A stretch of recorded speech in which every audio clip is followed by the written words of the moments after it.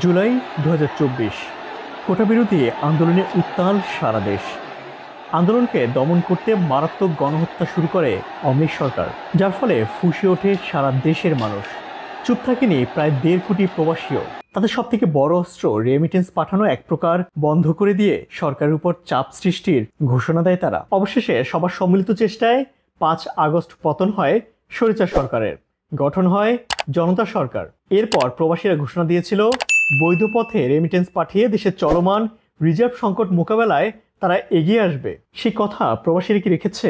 বৈধ পথে রেমিটেন্স কি আওয়ামী লীগ সরকারের আমলের তুলনায় অনেক বেড়েছে? এবং বাড়লেও সেটা আসলে কতটুকু? দেশের রিজার্ভ রক্ষায় কতখানি দায়িত্বশীল ভূমিকা রাখছে দেশের অর্থনীতির লাইফলাইন প্রবাসীরা? চলুন সেই হিসেবে করি আজকের পর্বে। একটি হালনাগাদ তথ্য দিয়েই শুরু করি।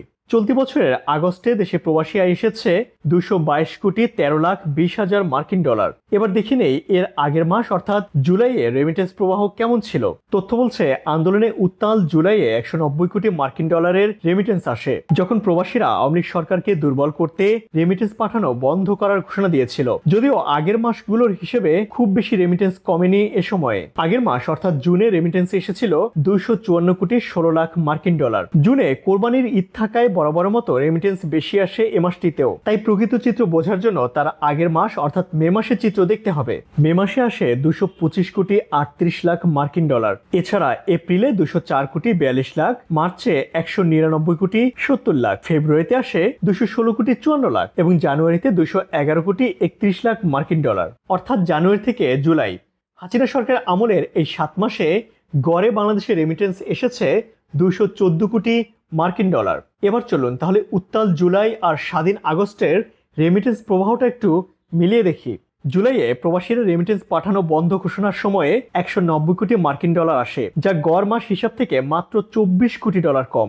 অর্থাৎ রেমিটেন্স বন্ধের প্রবাসীদের ঘোষণা আসলেও বাস্তবে খুব বেশি কার্যকর হয়নি। এবার দেখি দেশ গঠনে প্রবাসীরা যে ওয়াদা করেছিল তা আসলে কতটুকু পালন করেছে তারা। আগস্টে রেমিটেন্স এসেছে ২২২ কোটি মার্কিন ডলার, যা গড় রেমিটেন্স প্রবাহ থেকে মাত্র ৮ কোটি ডলার বেশি। তার মানে কি প্রবাসীরা কথা রাখেনি? বৈধ পথে রেমিটেন্স পাঠিয়ে দেশের অর্থনীতি পুনর্গঠনের যে প্রতিশ্রুতি তারা দিয়েছিল তা কি তারা ভুলে গেছে? এসব প্রশ্নের উত্তর আপনাদের জন্য রেখে গেলাম। আশা করি কমেন্ট করে অবশ্যই জানাবেন। আজ এ পর্যন্তই। ভিডিওটি ভালো লাগলে লাইক, কমেন্টস আর সাবস্ক্রাইব করতে একদমই কার্পণ্য করবেন না। ভালো থাকুন সবসময়।